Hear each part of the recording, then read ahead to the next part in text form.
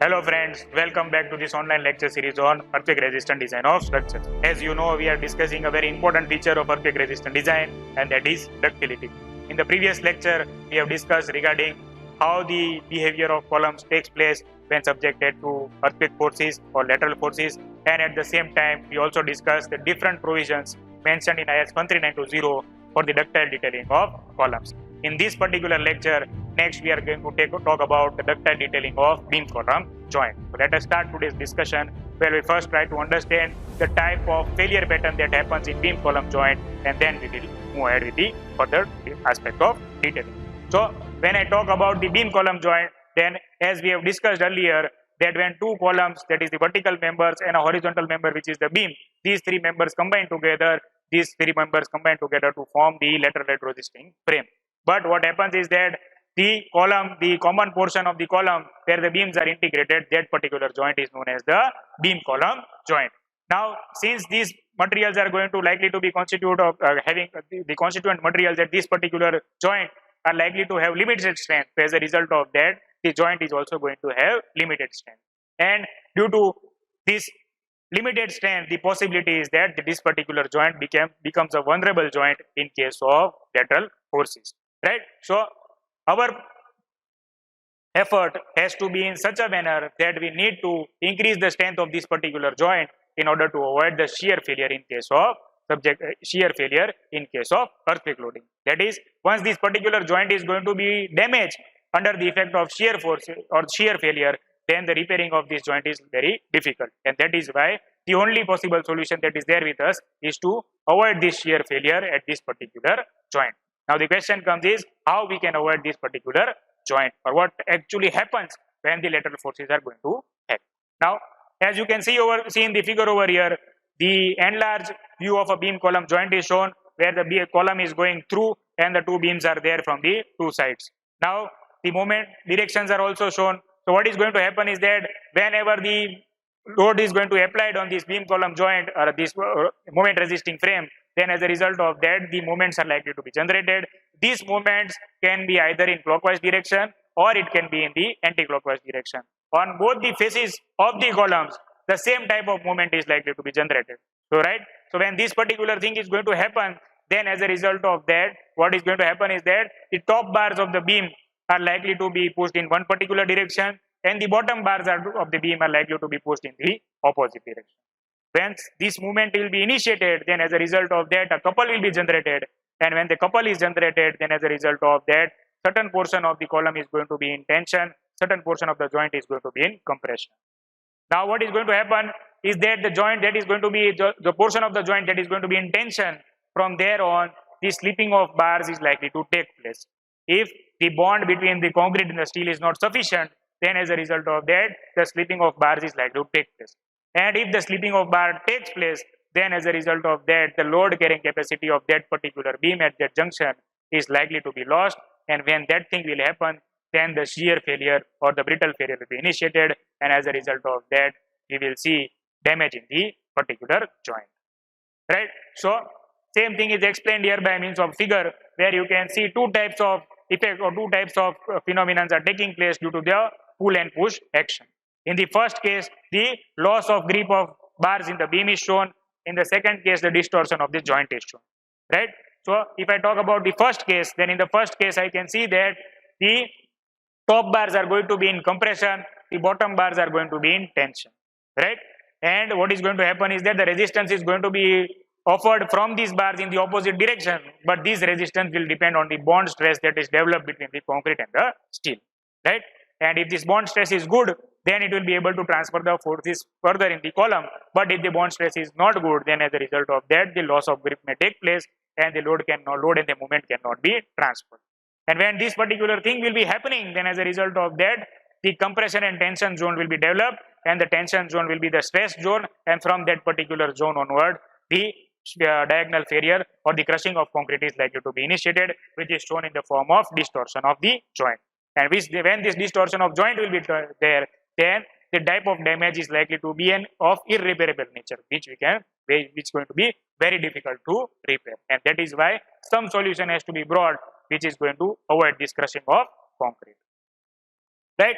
So as we have seen in the last slide, that a distortion of joint is going to result in the diagonal cracking and the crushing of concrete in the joint region, and this should be prevented in order to ensure the good performance of the beam column joint when subjected to lateral loads. Now the question comes is, how can we increase the strength of this beam column joint? Then there are possibly three options which we can have.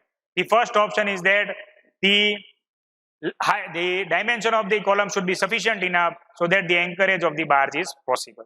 Second, the concrete strength has to be sufficient enough, which is going to increase the bond strength of the column and the reinforcing bars. And third case is that the transverse reinforcement should be provided in sufficient amount, which will confine the concrete area, and the crushing of concrete can be avoided by increasing the shear capacity. Right? And there is also going to be the confinement is going to be by two factors. First is the provision of transverse reinforcement. Second is the provision of intermittent bars of the columns. These will also help in confining the concrete section. And once this is achieved, then as a result of that, the shear capacity of the section is going to increase, and as a result of that, it will be able better to resist the shear forces that are going to be there. Right? So the Indian Standard Code, that is IS 13920, is suggesting that the transverse reinforcement or the special confining reinforcement that is provided below the beam column joint and above the beam column joint should also be extended along the length of the beam column joint. Now how this is possible, let us see. Right, so as you can see, two figures are shown. In the first figure, the elevation is shown of the beam column joint, where you can see that the top bars of the beams are going through the columns, the bottom bars of the beams are also going through the column, and in between the vertical, you can see the red lines are shown, which indicate the provision of special confining reinforcement. Now it is easy to understand over here that the stirrups are to be provided within the beam column joint, and as a result of that, the shear capacity of the section at that particular section is going to be increased. But the practical aspect is that in most of the cases, you will hear this complaint on the side, whether you are showing it on the drawing or not, the provision or the actual provision of this particular stirrups on side is going to be difficult. So how this can be understood, or how this can be explained to the contractor or the person who is working on the site, that has been shown by means of a sketch, which is a three-stage process. So if I talk about the first stage, then in case of the first stage, what is to be done is that the bottom bars of the beams are to be placed, as you can see in the figure. Once the bottom bars are to be placed, then the transverse loop or the special confining rings that we are going to provide, this should be stacked over the bottom bars. That is the first stage. In the second stage, as you can see, the top bars of the beam should be placed, and these top bars and the bottom bars should be connected with each other by means of vertical stirrups that we provide in case of beams. Once this is done, then the reinforcing cage should be lowered in the formwork. That is the second stage.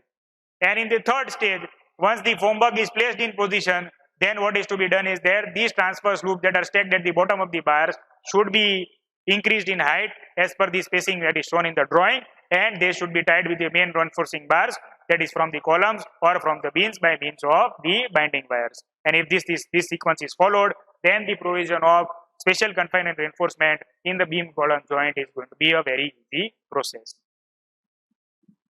Right? Then the other criteria, that is to ensure the sufficient strength of the beam column joint, is to have sufficient width or sufficient dimension of the column. Why this is necessary? Again, two cases are shown over here, where in the first case you can see that the width of the column is limited, that is narrow width of the column is provided, and in the second case you can see the larger width of the column is provided. So what is the problem with the narrow width of the column? That is, you are going to have the column orientation in two types. First orientation is such that the width of the beam is going to coincide with that, the width of the column is going to coincide with that of the beam. And in the second case, the depth of the column is going to coincide with that of the beam. So when the width of the column is going to coincide with that of the beam, then as a result of that, when you are going to provide the anchorage length, as we have seen in the last class, that is the anchorage length of the reinforcing bars of the beam at top and bottom should be minimum LD plus 10 times the bar diameter. Yesterday I took the example of 16 mm diameter, where 960 mm was the output, right? So as you can see in the first case, if the depth of the beam is limited to 450 or 600 mm, then the top reinforcing bars that you are going to encourage is going below the soffit of the beam, and it has to be anchored in the column below. But that will not be practically possible on site. Why? Because the sequence of construction on site is such that first the columns are casted up to the bottom of the beam, and then the false work of the beam is prepared, and then the reinforcing cage of the beam is lowered. So already the column is casted, then how is it possible to anchor the remaining length of the bar in the column? So that is not possible. And that is why this particular practice of narrow width of the column is considered as a poor practice. On the other side, if you have larger width of the column, then in that case what is going to happen is that sufficient depth is going to be there of the column where the anchorage can be done, and as a result of that the full anchorage can be achieved, and it will be accommodated within the soffit of the beam itself. And if this is happening, then sufficient amount of strength is likely to develop at the beam column junction. Right? So the first case is regarding the elevation, the anchorage in elevation. Second case is the anchorage in case of plant, where again two cases are shown. First case is the exterior column and second is the interior column. That is, the beam bars are to be passed from the exterior column and beam bars are to be passed from the interior column. So it is shown over here that in the first case the beam bars are bent and then they are taken through the columns, and in the second case the planning is done in such a way, that is the dimensioning of the position of the reinforcing bars is done in such a way that the beam bars will pass through and through the columns from within and they will not need to be bended. So when this bending of bars will be done in the first case as it is shown over here, then in that case what is going to happen is these bars are going to be overstressed. They are going to undergo additional stress, and when additional stress will happen, then as a result of that the additional shear stress is likely to be generated, and that is likely to result in some kind of cracking at that particular junction. So the good practice is such that the position of reinforcing bars of the beam should be done in such a manner from the starting itself that they are able to pass through and through from the column without getting intersected with the vertical bars of the column or the stirrups that are provided. Right? So that is the good practice. And lastly, we have one sketch or one figure that is taken from the Mexico earthquake where the shear failure of the beam column joint is highlighted. Right? So you can see how critical these detailings are for the good performance of the beam column joint when subjected to lateral loads. Hope this lecture series has given you an enough insight on the importance of ductility for the good performance of reinforced concrete buildings when subjected to lateral loads. Stay tuned for the further lecture series. Hope you have enjoyed today's lecture as well. Thank you.